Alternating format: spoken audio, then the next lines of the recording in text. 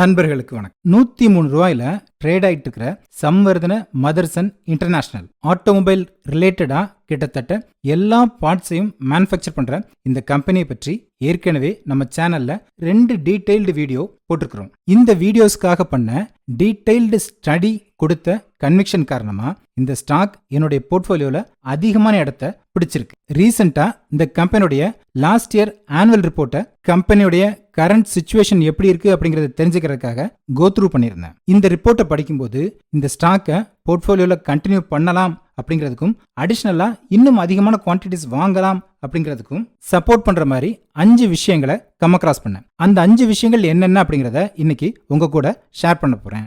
First, inorganic growth. ஒரு company வேகமா grow ஆகணும் அப்படின்னா அதுக்கு அந்த கம்பெனி ஆர்கானிக் growth அச்சீவ் பண்ணா மட்டும் பத்தாது, இன்ஆர்கானிக்காவும் க்ரோ ஆகணும். ஆர்கானிக் growth அப்படிங்கிறது கம்பெனி அவங்களுடைய ஓன் பிசினஸை ப்ரொடக்ஷன் கெப்பாசிட்டியை இன்க்ரீஸ் பண்றது. அடுத்து இருக்கிற இன்ஆர்கானிக் growth அப்படிங்கிறது இந்த ஃபீல்டுல ஏற்கனவே இருக்கிற கம்பெனிஸை வாங்கி இவங்களோட மெர்ஜ் பண்ணி பிசினஸ் growth அந்த கம்பெனியை டேக் ஓவர் பண்ண நாள்ல இருந்து அச்சீவ் பண்றது. இதுல மதர்சன் இந்த 2 வகையான growthக்கும் தொடர்ந்து அதிகமான முக்கியத்துவம் கொடுத்துட்டு வர்றாங்க. 2002ல வெக்ஸ்ஃபோர்ட் எலக்ட்ரானிக்ஸ் அப்படிங்கிற கம்பெனியை வாங்கி இவங்களுடைய ப்ரொடக்ஷன் கெப்பாசிட்டியை இன்க்ரீஸ் பண்ணதுல இருந்து இது வரைக்கும் கிட்டத்தட்ட 43 கம்பெனிஸை வாங்கி மெர்ஜ் பண்ணி இவங்களுடைய growth-ஐ அதிகப்படுத்தியிருக்காங்க. இதுலயும் இந்த கம்பெனி இன்னும் ஸ்பெஷலா எப்படி கம்மியான பிரைஸ்ல ஸ்டாக்ஸ் கிடைக்கும் போது நாம அதில் இன்வெஸ்ட் பண்றோமோ அதே மாதிரி ஆட்டோமொபைல் ஃபீல்ட்ல இருக்கிற கம்பெனிஸ் ஏதாவது ஒரு மார்க்கெட் டவுன் ட்ரெண்ட் காரணமா கம்மியான பிரைஸ்ல கிடைச்சா, பார்கெயின் பிரைஸ்ல கிடைச்சா மட்டும் வாங்கி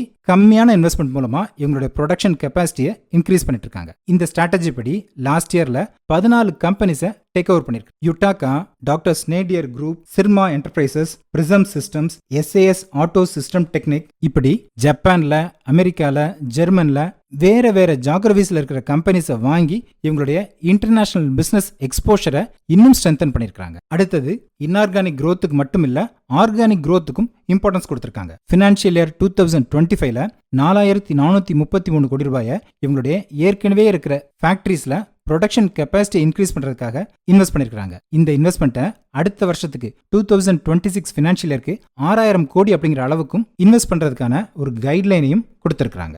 மூணாவது ரீசன், விஷன் 2030. 1995ல ஸ்டார்ட் பண்ணி மதர்சன் குரூப் அடுத்த 5 இயர்ஸ்ல இந்த கம்பெனி எந்த வகையான growth அச்சீவ் பண்ணும் அப்படிங்கறத டார்கெட் செட் பண்ணி அந்த லெவலை தாண்டி பெர்ஃபார்ம் பண்ணிட்டு இருக்காங்க. 1995ல அந்த கம்பெனி செட் பண்ணி இந்த டார்கெட் 2000ல 100 கோடி ரூபாய் ரெவென்யூ இருக்கிற கம்பெனியா க்ரோ ஆகணும் அப்படின்னு. ஆனா 2000ல இந்த கம்பெனி வருஷத்துக்கு 150 கோடி ரூபாய் ரெவென்யூ இருக்கிற கம்பெனியா க்ரோ ஆயிருந்தாங்க. இந்த சக்சஸ் அடுத்தடுத்து வர்ற 5 இயர்ஸ்ல இன்னும் பெரிய போல்டான டார்கெட்ஸை செட் பண்றதுக்கு இந்த கம்பெனிக்கு ஹெல்ப் பண்ணுச்சு.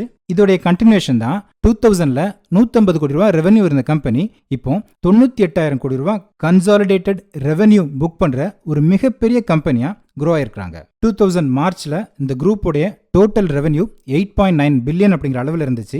இந்த இடத்துல இருந்து 2025ல 36 பில்லியன் ரெவென்யூ இருக்கிற கம்பெனியா க்ரோ ஆகணும் அப்படிங்கிறத டார்கெட்டா செட் பண்ணியிருந்தாங்க. இந்த டார்கெட்டை இந்த கம்பெனி அச்சீவ் பண்ணல.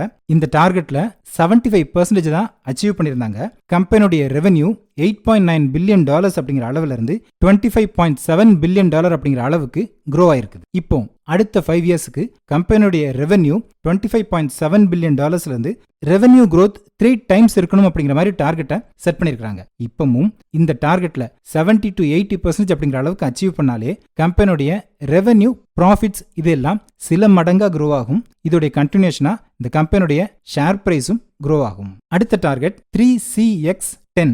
எந்த ஒரு கண்ட்ரியும், எந்த ஒரு காம்பனண்ட்டும், எந்த ஒரு கம்பெனியும் இவங்களுடைய ரெவென்யூல மோர் தென் 10% அப்படிங்கிற அளவுக்கு கான்ட்ரிபியூட் பண்ணக்கூடாது அப்படிங்கிறத ஒரு டார்கெட்டா செட் பண்ணிருக்காங்க. இது ஏன் அப்படின்னா எந்த ஒரு கண்ட்ரியையும், காம்பனண்ட்டையும், கம்பெனியும் டிபெண்ட் பண்ணி இருக்கக்கூடாது.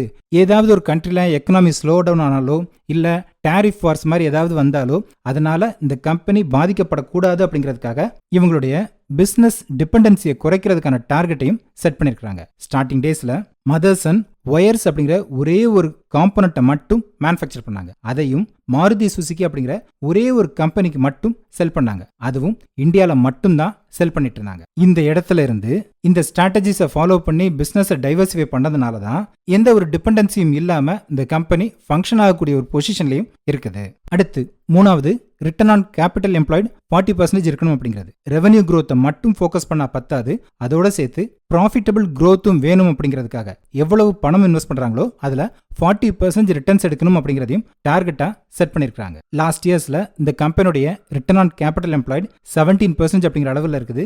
இந்த இடத்துல இருந்து 40%க்கு grow ஆகணும் அப்படிங்கிறத டார்கெட்டா செட் பண்ணிருக்காங்க. இந்த டார்கெட்ல ஓரளவுக்கு 75% அச்சீவ் பண்ணாலே ரிட்டர்ன் ஆன் கேபிட்டல் எம்ப்ளாய்டு 30% அப்படிங்கிற அளவுக்கு இன்க்ரீஸ் ஆகும். அப்படி இன்க்ரீஸ் ஆகும்போது இந்த கம்பெனியோட நெட் ப்ராஃபிட்ஸும் அதிகமா இன்க்ரீஸ் ஆகும். அடுத்தது, இந்த கம்பெனி ஏர்ன் பண்ற ப்ராஃபிட்ஸ்ல 40% ஷேர் ஹோல்டர்ஸ் கூட டிவிடெண்டா ஷேர் பண்ணணும் அப்படிங்கிறதையும் ஒரு கைட்லைன்ஸா கொடுத்திருக்காங்க. அடுத்தது, பிசினஸ் டைவர்சிஃபிகேஷன். சம்வர்தன மதர்சன் ஏற்கனவே ஒரு காருக்கு தேவையான இன்ஜினையும் டயர்ஸையும் தவிர கிட்டத்தட்ட எல்லா பார்ட்ஸையும் மேனுஃபேக்சர் பண்றாங்க. அதுவும் இந்த பார்ட்ஸை வேர்ல்டு வைட் இருக்கிற எல்லா ஆட்டோமொபைல் கம்பெனிஸ்க்கும் செல் பண்றாங்க. ஓவராலா இன்டர்நேஷனல் கார் மார்க்கெட்ல மோர் தென் 2% மார்க்கெட் ஷேர் இந்த கம்பெனிக்கு இருக்குது. இந்த 2% அப்படிங்கிறதே ஒரு மிகப்பெரிய அச்சீவ்மெண்ட் தான். இந்த இடத்துல இருந்தும் இன்னும் growth பாசிபிள் தான். ஆனா லாஸ்ட் இயர்ஸ்ல grow ஆன மாதிரி அக்ரெசிவா grow ஆக முடியாது. அதனால இந்த கம்பெனி அவங்களுடைய பிசினஸை ரிலேட்டட் ஃபீல்ட்ஸுக்கு டைவர்சிஃபை பண்ணிருக்காங்க. Industrial solutions, precision metals, automobile parts மாதிரி aerospace related parts, logistics, health and medical service related equipments, இப்படி ரிலேட்டட் பிசினஸ்க்கு டைவர்சிஃபை பண்றாங்க. வர்ற வருஷங்கள்ல ஆட்டோமொபைல் டிவிஷன் மூலமா 75% ரெவன்யூவும், இந்த நியூ டிவிஷன்ஸ் மூலமா 25% ரெவன்யூவும் சோர்ஸ் பண்ணணும் அப்படிங்கிறத டார்கெட் பண்ணிருக்காங்க. ஆட்டோமொபைல் டிவிஷனுக்கு 75%ங்கிறது இவங்களுடைய ரெவன்யூவை குறைக்கிறது இல்லை, ஆனா அதுக்கு பதிலா அதர் டிவிஷன்ஸோடைய ரெவன்யூவை இன்னும் அதிகமாக க்ரோ ஆகிறது மூலமா இந்த பிசினஸ் கான்ட்ரிபியூஷன் பெர்சன்டேஜை சேஞ்ச் பண்றதுக்கான வேலைகளையும் இருக்கிறாங்க. கடைசியா, ரீசனபிள் வேல்யூவேஷன்ஸ். இந்த கம்பெனியுடைய கன்சாலிடேட்டட் ரெவன்யூ 98,000 கோடியிலையும் கம்பெனியுடைய டோட்டல் மார்க்கெட் கேப் 1,09,000 கோடி அப்படிங்கிற அளவிலையும் இருக்குது. இந்த நம்பர்ஸ்ல இந்த கம்பெனியுடைய பிரைஸ் டு சேல்ஸ் அப்படிங்கிறது கிட்டத்தட்ட ஈக்குவலா இருக்கு. கம்பெனியுடைய கன்சாலிடேட்டட் ப்ராஃபிட் வச்சு பார்க்கும்போது இந்த கம்பெனியுடைய பிரைஸ் டு ஏர்னிங்ஸ் 28 அப்படிங்கிற அளவில் இருக்குது. வர்ற வருஷங்கள்ல இந்த கம்பெனியுடைய ப்ராஃபிட் 15 to 20% அப்படிங்கிற அளவுக்கு க்ரோ ஆச்சுன்னா இந்த கம்பெனியுடைய பிரைஸ் டு ஏர்னிங் 20 to 22 அப்படிங்கிற அளவுக்கு அட்ஜஸ்ட் ஆகிறதுக்கான வாய்ப்புகளும் இருக்குது. வேர்ல்டு வைட் பிரசன்ஸ் இருக்கிற நல்ல ஃபண்டமெண்டல்ஸ் இருக்கிற இந்த கம்பெனிக்கு இந்த பிரைஸ் டு சேல்ஸும் இந்த பிரைஸ் டு ஏர்னிங்ஸ் ரேஷியோவும் அக்செப்டபிள் தான். இந்த ஸ்டாக்ல இருந்து அக்ரெசிவான ஸ்டாக் பிரைஸ் growth-ஐ எதிர்பார்க்க முடியாது. ஆனா நல்ல டிவிடெண்ட்ஸ், அப்பப்போ ஸ்டாக் போனஸ், நிதானமான ஸ்டாக் பிரைஸ் growth இதையெல்லாம் கன்சிடர் பண்ணி தான் இந்த ஸ்டாக்ல இன்வெஸ்ட் பண்ணியிருக்கிறேன். இந்த கம்பெனிக்கு பிளஸ்ஸா இருக்கிற விஷயங்களை டிஸ்கஸ் பண்ணியிருக்கிறேன். இந்த கம்பெனில என்னென்ன விஷயங்கள்லாம் மைனஸா நீங்க நினைக்கிறீங்களோ அதெல்லாம் கமெண்ட் பண்ணுங்க. அடுத்து எந்த கம்பெனியோட ஆனுவல் ரிப்போர்ட்டை டீடைல்டா ஸ்டடி பண்ணலாம் அப்படின்னு நினைக்கிறீங்களோ அந்த கம்பெனியோட பேரையும் கமெண்ட் பண்ணுங்க. உங்களுடைய ஒப்பீனியனை கமெண்ட் பண்ணுங்க. தேங்க்யூ.